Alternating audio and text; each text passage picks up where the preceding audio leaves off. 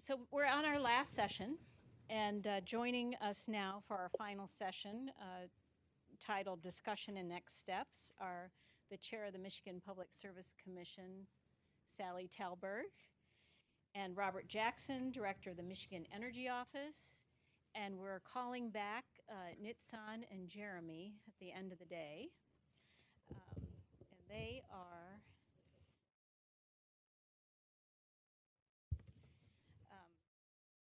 now. Many of you know Robert for his expertise on many energy-related issues, from renewable energy to energy efficiency to electric vehicles. Yeah, just you need to. Sorry. It's okay. I think our help. We're all old friends by this point in the day.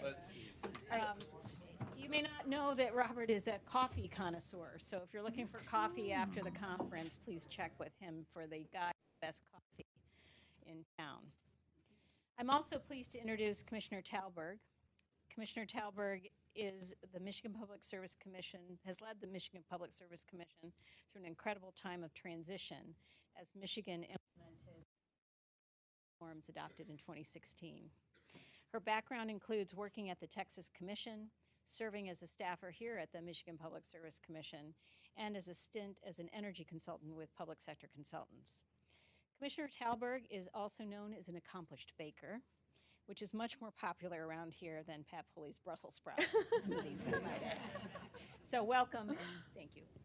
I'm a little intimidated by Rika Holly's baking lately, so I don't know if accomplished is the right word there. Thank you all for joining us. During this panel, we'll talk about observations that we heard throughout the course of the day and insights that we've got some amazing speakers that have experienced from around the country. So just kind of try to do a recap of some of the major observations as well as discuss next steps. And I think that'll be important to setting a course going forward. With that, what we're going to do is just tee up a few questions for our panelists and have them discuss that. And I would encourage if there's something pressing from someone from the audience, if you want to join in as well, we can do that. So first of all, I want you each to just take a couple of minutes to reflect on key observations from our discussion today. I mean, one of the takeaways that I had from some of the panelists was the complexities of the wholesale and retail markets and how when valuing storage and ensuring its economic viability in these markets, trying to address those issues at both the wholesale and retail level. And it's very complicated outside of Texas, I would say, where they have control over all of it. And you know, here in Michigan, we're in 2 different regional transmission organizations. And so that adds a layer of complexity when trying to work through these issues. So that's just one example of an observation. So if you want to start, Jeremy, that'd be great. And I know if you've got experience also in Washington, if that kind of plays in as well. Yeah, thank you. So Is that working? Yeah. Okay. I think the key observations I would just note, you know, just listening to the various presentations representing, you know, a lot of different sectors, utilities, private developers, academia.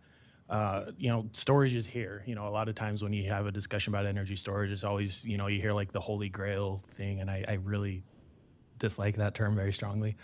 But, you know, you talk about it as something that's like this distant objective that, oh, if we could only do this or if we only had this, things would change. Well, things have changed. It's here. Projects are going into the ground today. You know, one of the speakers noted that a lot of the early storage projects that went in the ground were driven by policy rather than economics. But it's important to remember that the energy industry is a very large, very conservative, small c conservative industry. There are lots of dollars in play. You know, this is an industry that makes billion-dollar investments. And so you know, we as ratepayers, as regulators, as investors expect our utilities to be very careful with how they spend those dollars. And when you have a new technology, especially a new technology that does a whole different set of things, it's very difficult for it to gain traction in that industry like that. So while many of those early investments were driven by policy, it's important to note that because of those policies, because of those investments, we have seen an improving economic case. We have seen industry learnings, both in terms of how to make a better battery and in terms of how to operate a battery. we've benefited from those early policies, those early adopters that led the way. And, because of that, we're at a position now where, we're just trying to figure out, okay, how do we figure out the economics? How do we figure out the modelings to figure out where energy storage fits? But, the technology is there, it's ready, and, we just need to make sure we get our planning processes and our regulatory processes, up to date with that so that we can figure out where those opportunities are. Because storage it's not going to solve all the problems. What we're seeing is that, as the costs continue to come down, as the technology continues to improve, it's like, I think of it like a Venn diagram. And, this overlap between, affordable storage and, high performance storage is getting bigger and bigger and bigger. And so that cost effective universe in the middle where you have an opportunity for cost effective projects, that's getting bigger all the time. So that's my takeaway.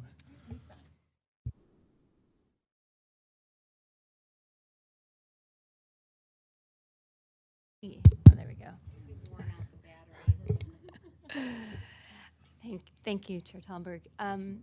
I think one of the things that struck me the most about today is, and something that I'd like to kind of echo back if it wasn't clear in my presentation, energy storage isn't the solution for everything. It's not always going to be the solution for every issue. So I think that when we're thinking as an industry about what we really are asking for, we're asking for a level playing field where the need is clearly identified, and then we have an opportunity to provide a bid or a proposal that says, here's how we can address your need that you've identified, and here's at what cost. And we have a pretty compelling case to make in the different applications that we're already deploying across the country, that for many of those cases, we can do it better than anybody and for cheaper.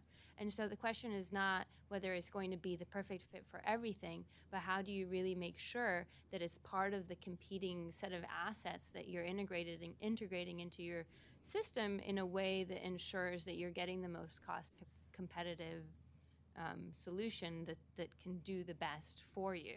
And so I do take issue with some of the, if that's not clear from the presentations, it's about the fact that once you identify what your need is and what you'd like the performance to be, you'll find that a suite of technologies can come to you with offers and proposals that you would not have necessarily envisioned yourself, and that can address those questions or issues. Sure. Being in a non-regulatory agency offers me the opportunity to really to focus on the future and things that can be, as opposed to looking at things that, considering regulatory issues in terms of, what is right for the customer, what is the cost of service. I don't have to think about those things. I mean, I'm non-regulatory, so I can just focus on, what is the future, what is the opportunity, and I don't have to limit my thinking to, to 5 years. I can expand my thinking until, for 20 years, the year 2030, and that's why I was really appreciative of Douglas's modeling for the year 2031. And if you look at it from that perspective, in terms of the future, you begin to think about, well, the technology is going to change. It's going to rapidly change. It's going to get better. It's going to get cheaper. And so from that perspective, there's a lot of things that you can consider when you're setting up the policy portion of it.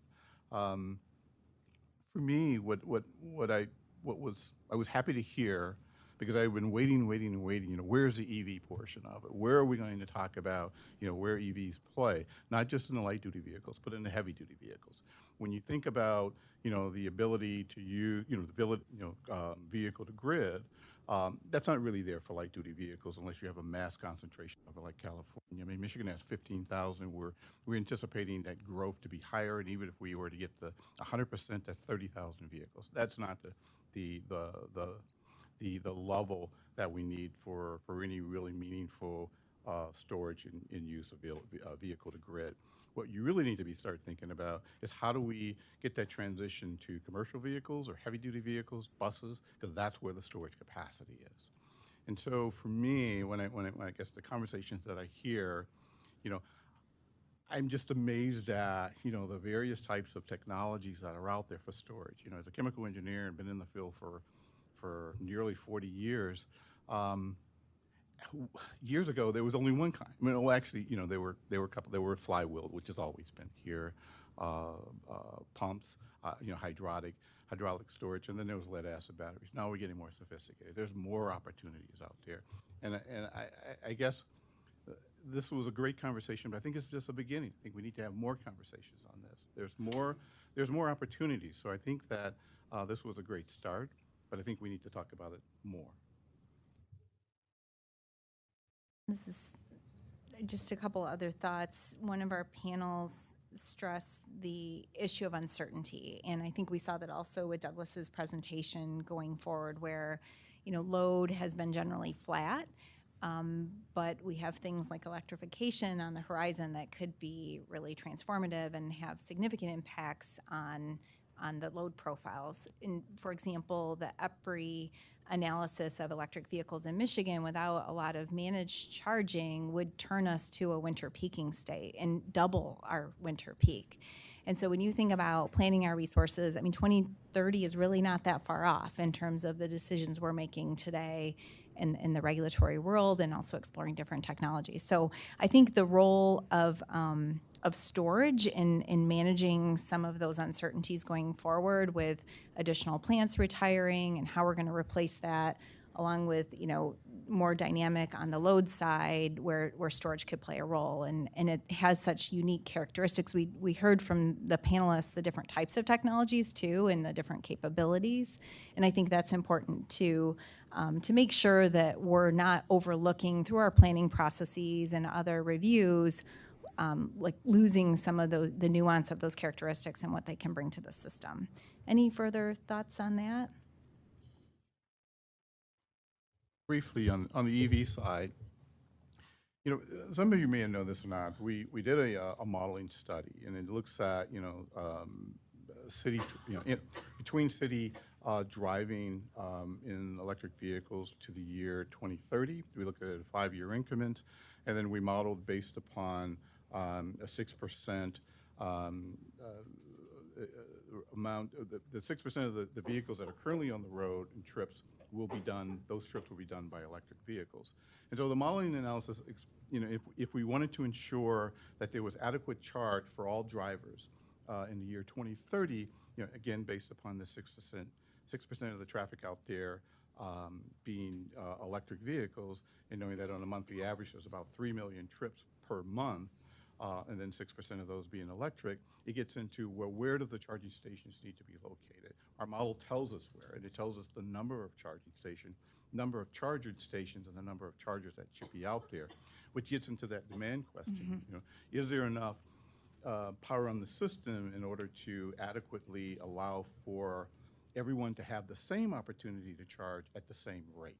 Because that's really important, because what you really want to do with DC fast charging is get it down to 15 minutes, because that's where the charging happens. In order for this to happen, you have to have storage on the grid. And I think that that's where I would encourage Doug to look at, and I know that we're going to look at it with our modelers. We're going to be looking at where do we place storage on the grid that aids, it complements the charging stations that we have. And that's something that I think that should be factored into this discussion.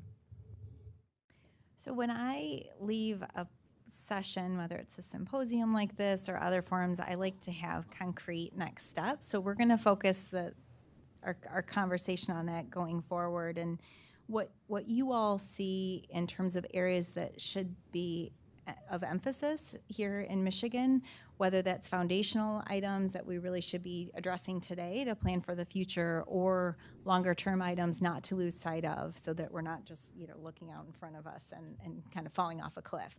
So if you want to talk about that, and again, please feel free to draw from the conversations today as well as your experience working in other jurisdictions. And you don't have to all go in order or whatever.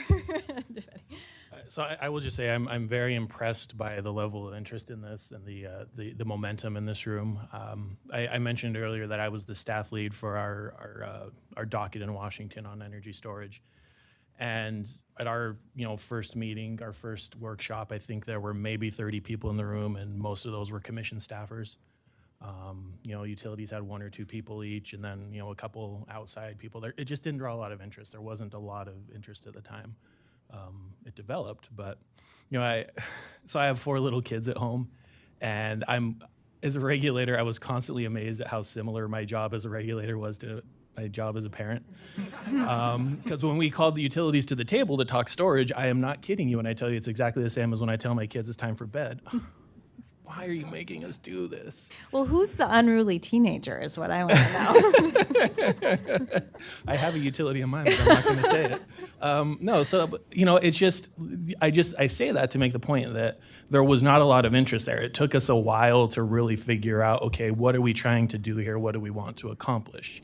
I see a lot of momentum. I've heard a lot of interest here. You know, you've got utilities, you've got project developers who are all here and have a lot of experience in this. There's a lot of experience in this room already with energy storage. So I guess, you know, again, we're funded by DOE. We don't make recommendations. We don't come in and say what you should do or what we think we should do. Just a few suggestions for what you might consider. You know, open a docket, you know, make this, you know, start a formal proceeding, figure out, okay, what does the state, what does Michigan want to accomplish in this area? My understanding is that right now you're dealing with a legislative directive that was somewhat vague in terms of what the expectations were. So, you know, maybe, you know, some kind of formal process to scope it and figure out what you want to accomplish. As we've seen in multiple presentations today, there are a lot of avenues to pursue when it comes to energy storage, a lot of different ways, a lot of different things to consider. And, you know, the best solutions, the best approaches are going to vary from one state to the next based on, you know, what the resource mix you have, the policies you have in place, the policies you're considering. But I think that having some kind of formal proceeding behind it would help. That's where we really started to get some momentum going in Washington State, was when we actually put a docket number on it and brought people to the table. And so to kind of lead in with Nitan's observations, I can see energy storage bubble up in a number of our proceedings here at the commission or in other settings. And I'm curious the value of trying to do, you know, an all storage, address all issues from rate design to planning to competitive bidding to all different facets versus trying to address that in different forums. Like, for example, our interconnection standards specifically is supposed to address storage and addressing barriers to that technology through the interconnection process, but it's also addressing things like microgrids and just the overall new standards with the IEEE 1547. And so just your thoughts on that of like really just singularly focusing on storage versus trying to integrate it into other activities that we have underway. Yeah, great question, Chair Talberg. So I think I echo a lot of what Jeremy says resonates to me in the sense that you want to have some vision for what the macro picture looks like, and it's actually beyond utility planning or customer-sided storage. It's kind of a statewide.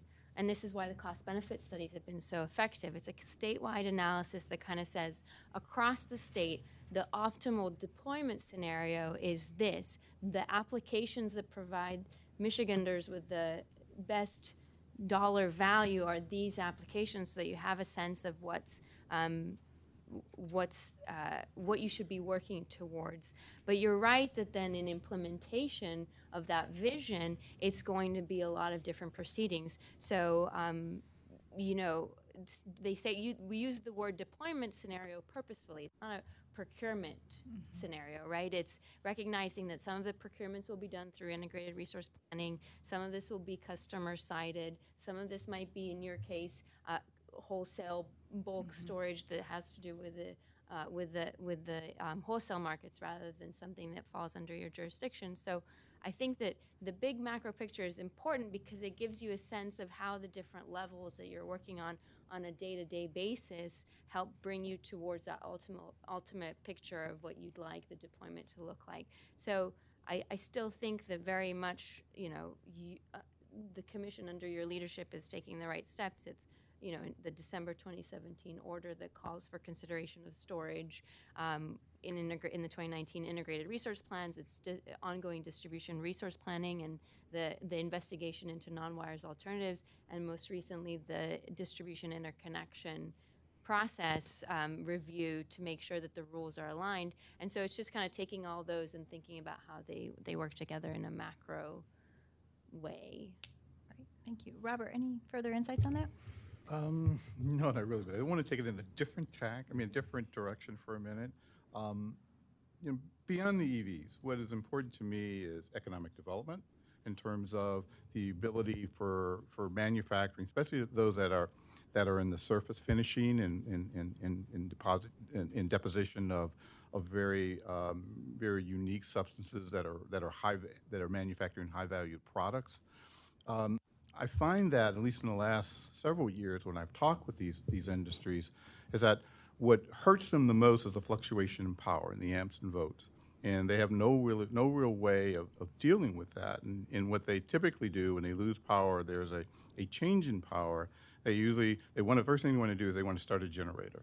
But it takes time for that generator to come up to speed, and you could lose a product, and sometimes it's worth millions of dollars of a product that you have to scrap in order to put yourself in a situation where you have power where you can do these surface coatings.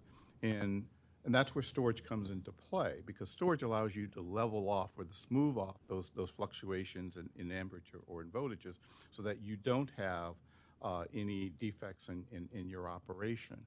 And that's something that we talk about a lot, is where the role of storage plays in that case, where you can be used to, you know, to provide enough power until the generator comes up to level everything off, and then when power is restored within, let's say, an industrial park or that complex, then the battery could allow you to transition from your generator back to the grid. And that's something that we don't talk about, but that's a high value thing that really affects economic development within the state.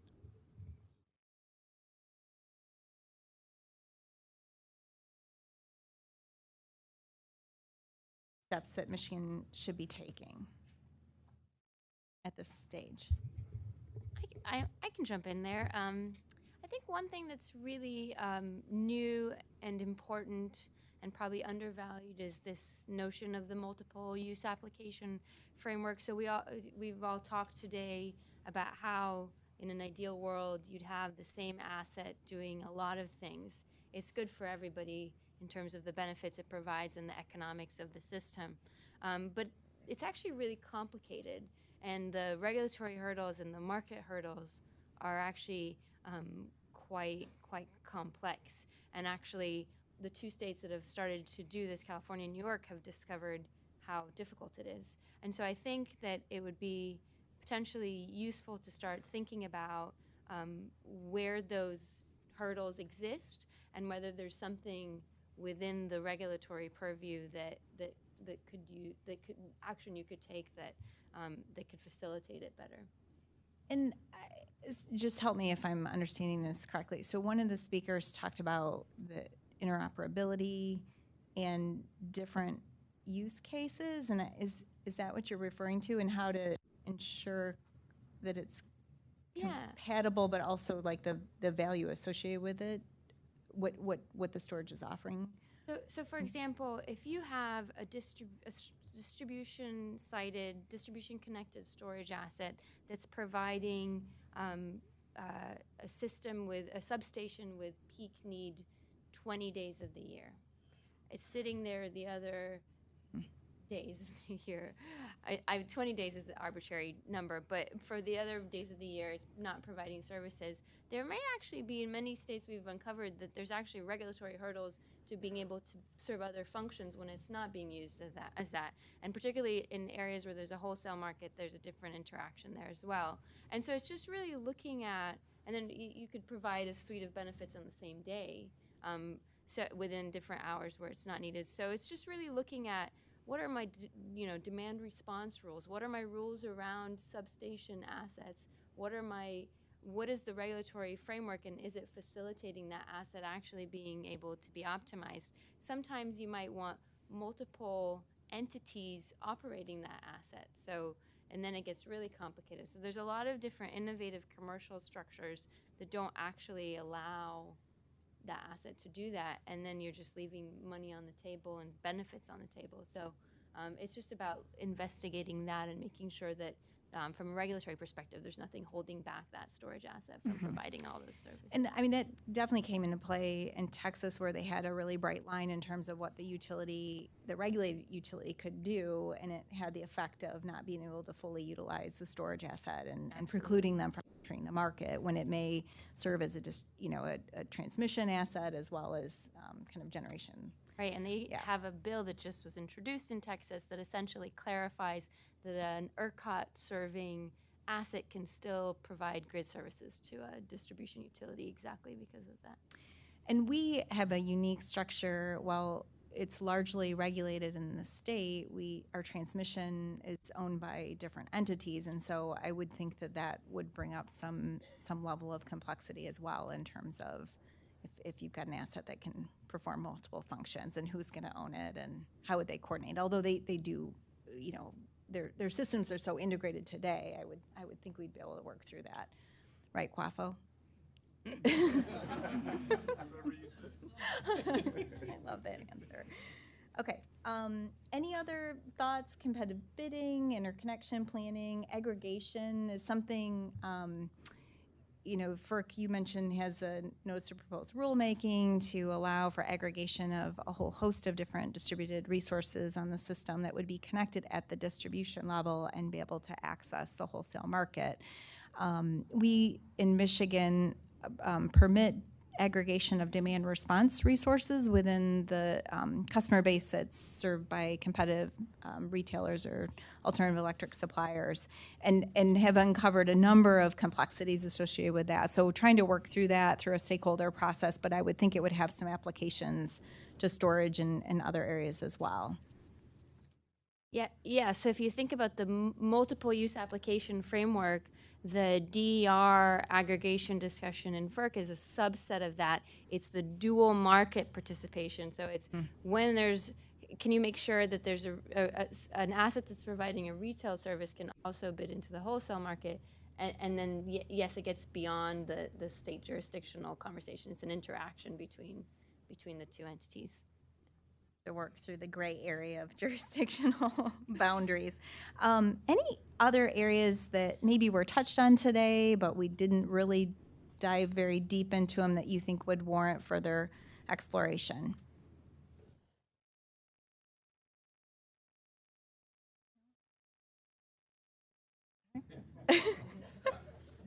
Well,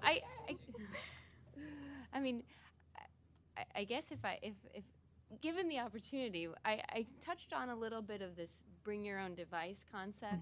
I'll only, and then you mentioned DER aggregation, I'll only just mention that I think that, the idea is that we want the process of making the kinds of reforms that are needed to actually use energy storage assets effectively and optimally is a really long process. And the bring your own device, or the ability for a behind-the-meter customer to provide grid services to a utility, I think is really interesting and really complex. And I think that it's a really interesting template that's worth exploring a little bit more. It falls nicely into your distribution resource planning process as another alternative for non-wires alternatives. Thank you. All right, I was just going over, these might have come through the Slido and then were transmitted in handwriting. So thank you. There's a little telecom analogy that I was thinking of, but I won't go into detail. All right, are there any states that have done a good job of representing the value of storage in the IRP process? And if so, which ones? What are the key mechanisms? The inter-hourly modeling, I mean, is that a big item? Yeah, it is. Okay. So there's steps to this. So an initial step, kind of a first cut of including storage in IRP, excuse me, I think was pioneered by Portland General Electric a few years ago. Wow, that got really loud when I turned my head, sorry. Portland General Electric a few years ago, it's called the net cost approach, where basically what they did is they still used the traditional IRP model, but they took their storage devices and they put them and they ran them through a secondary sub-hourly model, like the one we have at PNNL. EPRI has a very good one called Storage Vet, and there's a few other ones out there. They ran their storage devices through a model like that to capture, okay, what are all the sub-hourly benefits that were missing in the IRP? And then they discounted those back, and then they just deducted them from the assumed capital cost of the battery going into the IRP. It's not perfect, but it is a very significant improvement over just putting the device in the IRP and then seeing what happens. So that was one that's done very well. I mentioned briefly some rules that the California Commission put in place for their utilities a year or two ago about what their expectations were. There's the advantage of that. I know that it's really easy to make fun of California, and we all do it. But there is advantage in someone going first and someone learning by experience. And California has done that. So when they did these rules about, here's how we think it should look in an IRP process, that was backed up by 4 years of experience implementing their mandate. So there's a lot behind it. And those rules are, it's 11 rules, but it's several pages, so there's a lot of specificity in there. That's a good place to look. I think it's probably a good starting place. Further?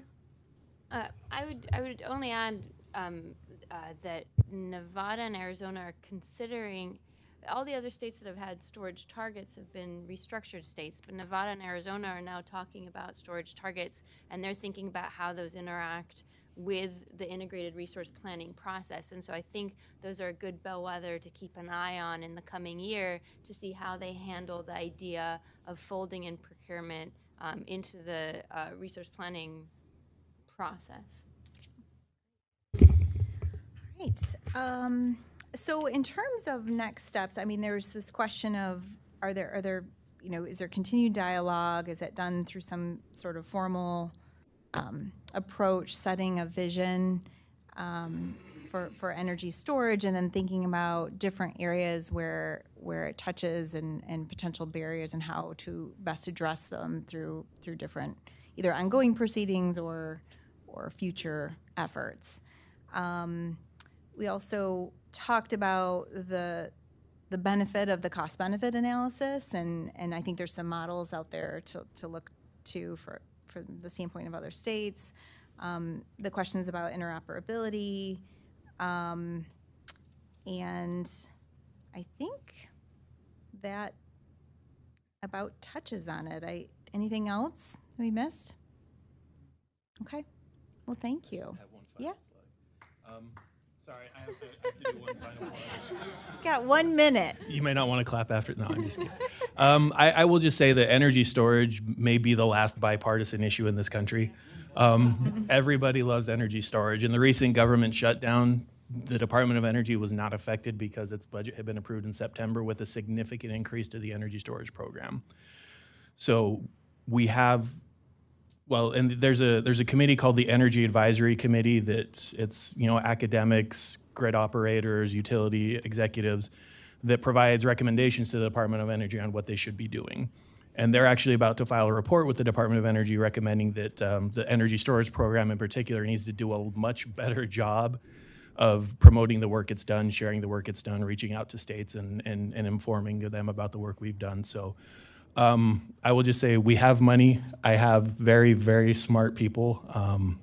I've had a few people tell me that I did a good job today, but I have to tell you, I am the dumb guy in the room at the lab. So I have very smart people, and anything we can do to help in any subsequent proceeding, we're here for it. We appreciate that. I just would say with all three of your organizations, what you're able to bring to the table can be so incredibly valuable from the standpoint of a regulator. We work with PNNL and the other national labs on a number of projects and have just been absolutely essential to really trying to meet us where we're at and draw experiences and technical expertise from other areas, but apply it to what we're doing here in Michigan. That's incredibly valuable with the Energy Storage Association, just the experts on staff as well as the resources, and such a diversity of membership interests that can be really valuable as we work through these issues. And the Michigan Agency for Energy in terms of funding and policy support is really essential too. And a partner, I think the work on electric vehicles here in Michigan was a good testament to that in terms of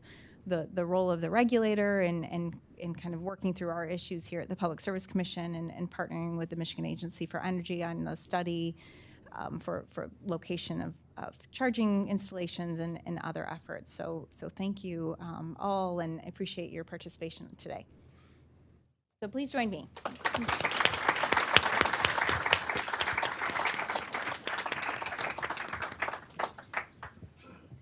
Thank you, Chairman Talberg, and thank you, Jeremy, Nitzan, and Robert.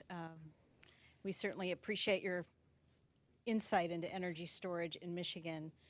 It's been a great day. We really appreciate your participation. There are a couple of people that I'd like to recognize because, you know, we can't do these conferences on our own. So first of all, Rika Holly, our conference organizer, is here. Our technical team, Kyle and Charlie, and the rest of their staff.